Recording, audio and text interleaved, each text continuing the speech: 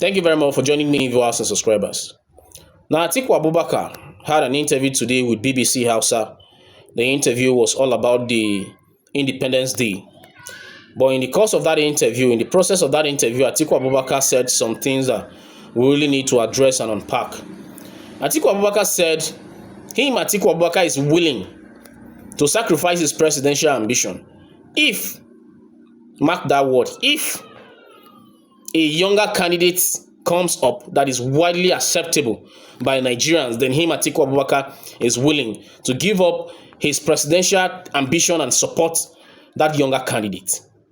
But that if is the reason why I'm calling Nigerians to really scrutinize Atiku Abubakar's position with what he said today, that if there is a younger candidate that is widely acceptable in the ADC, is there not a younger candidate that is widely acceptable?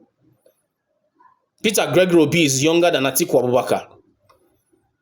About whether Peter Gregory Obi is highly acceptable is not a subject to any question or a subject to any research at all.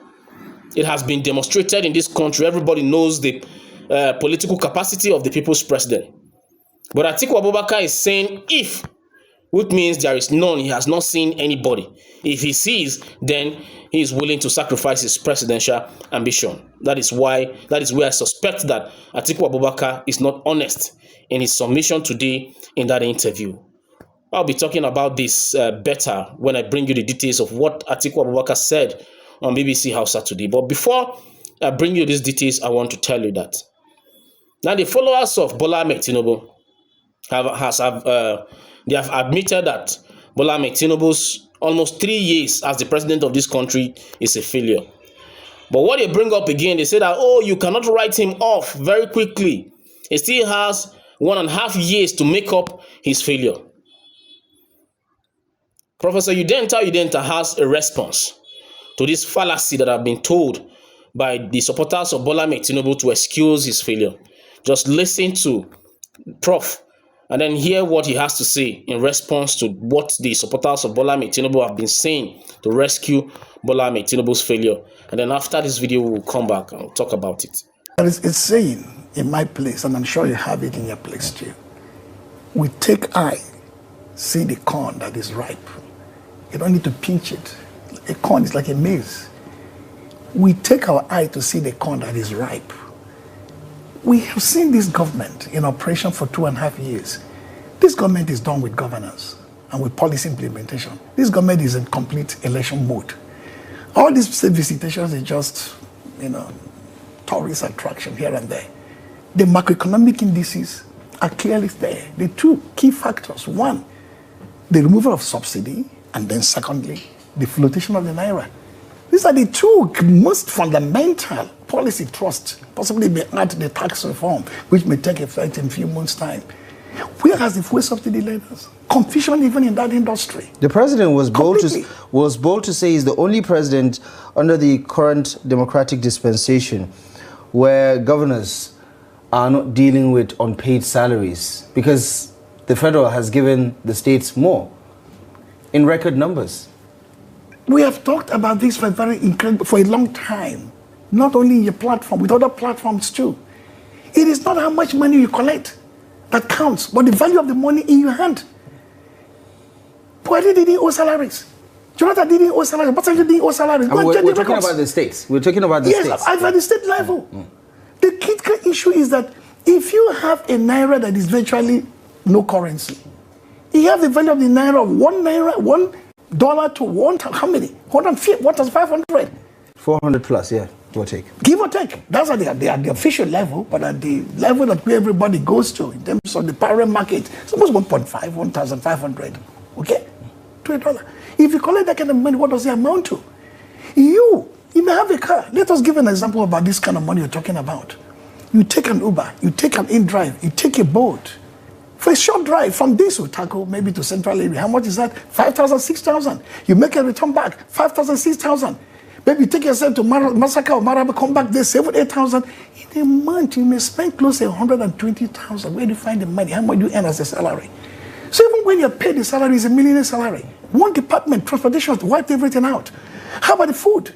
For a family, not only yourself, for a family. When Jonathan was president, a bag of rice was 8,000 naira. Now it's roughly maybe 60, 70, or 80,000, depending. So if you have that money in one drop in hand, it is meaningless money. How about drugs? So the idea is that you are punishing the people and putting some money into the hands of the subnational level, and the money that dispenses to the people grossly inadequate for the people to survive. You've watched the video, right? Even a child that is born today will acknowledge Bola Ahmed Tinubu's failure.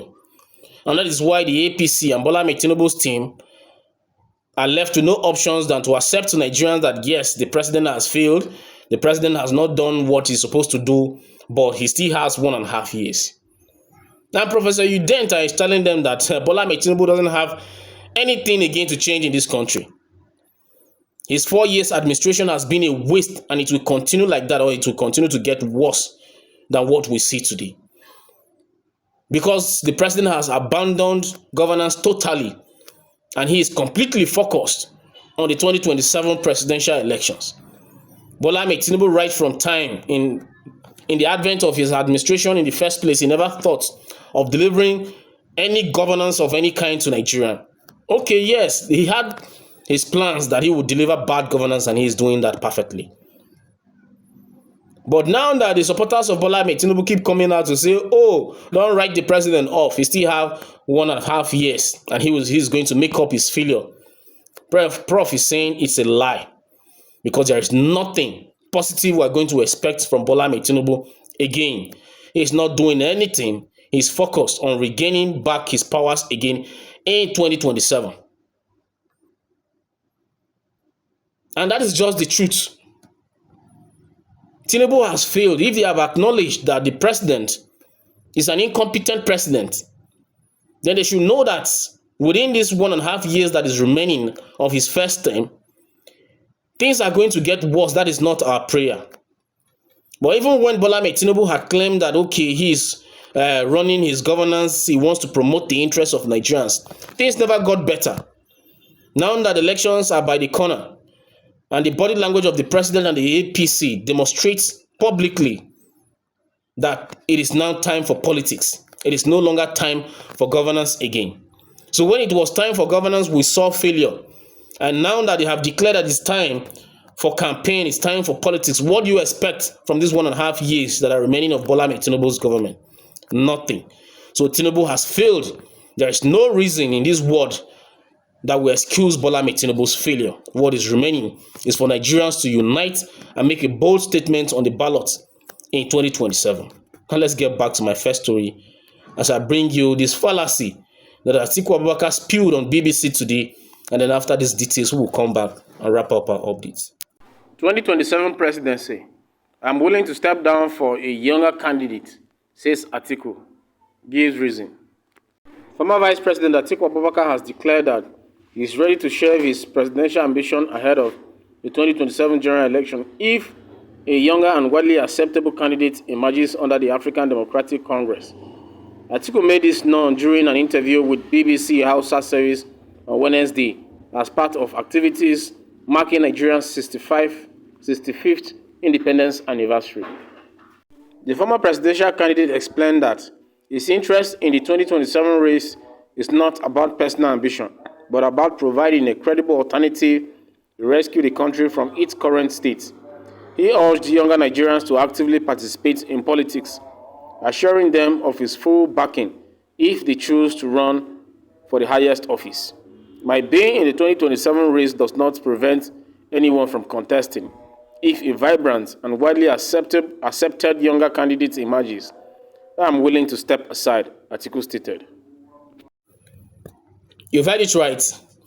Now, this is the second time in this year that Atiku Abubakar will come out to tell Nigerians that, oh, I'm not desperate to be president of this country. I'm willing to sacrifice my presidential ambition if I see another competent, younger candidate than me.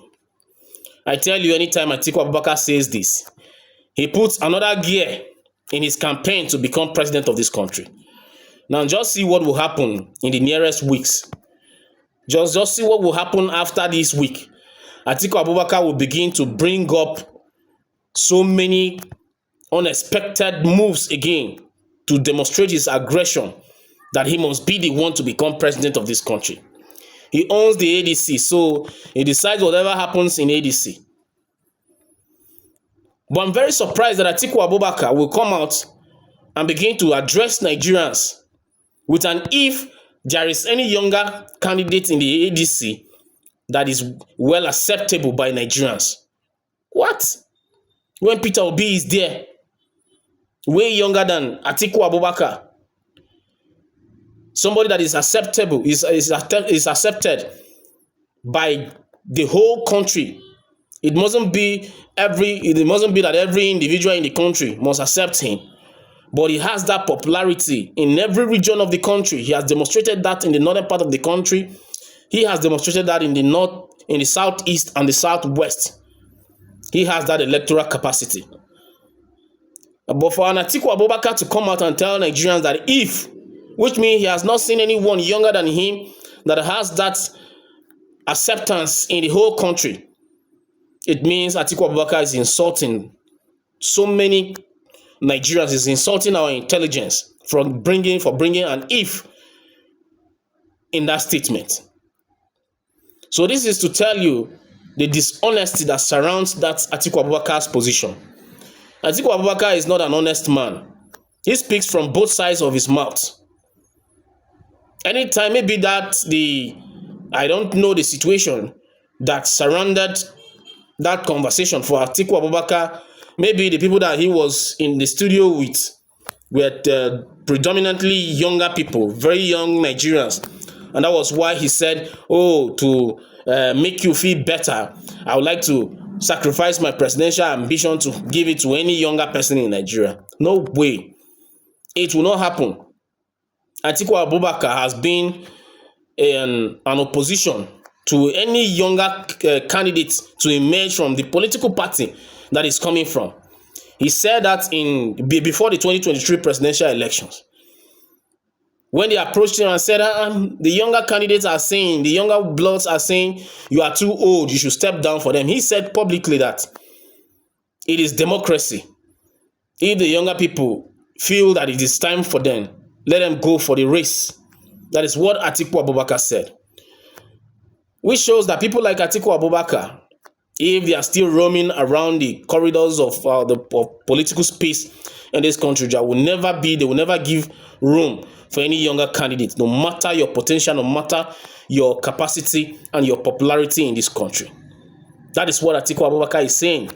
When you have a Peter Obi in ADC and you are still saying if, there is no way that Atiku Abubakar will come out with that sincerity to say he's willing to hand over to a younger candidate when he has that lust and knack for power. Then let's drop it here for now. Thank you very much for watching my videos. Always remember to subscribe to my channel if you haven't.